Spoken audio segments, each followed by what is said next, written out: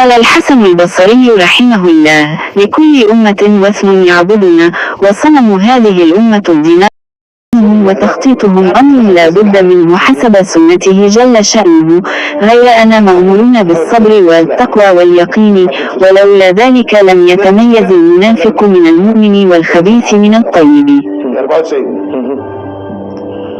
لا بد أن نكف أعيننا عن مشاهدة المناظر الخبيثة السافلة الهابطة، التي لو أن هناك أمة من الأمم الجادة العاقلة حتى من لا دين لها فلم ترضى أن ينغمس شبابها فيها، فكيف بأمة القرآن وأمة الإيمان وأتباع محمد صلى الله عليه وسلم؟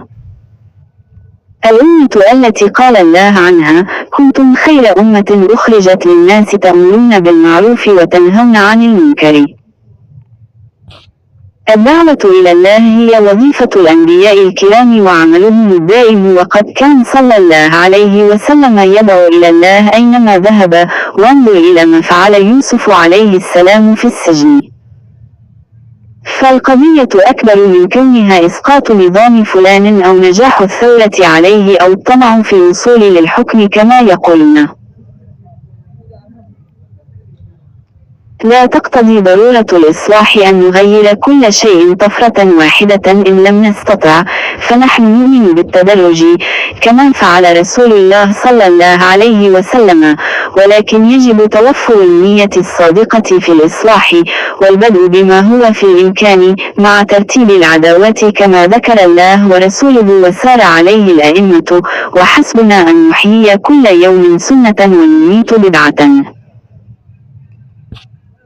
ينبغي للمؤمن أن يتلو القرآن على الكفار والمسلمين، وأن يكون جداله للمخالفين إما بالقرآن نصا وإما بما دل عليه من الآيات والبراهين وإبطال كل الشبهات، وهكذا كان رسول الله صلى الله عليه وسلم.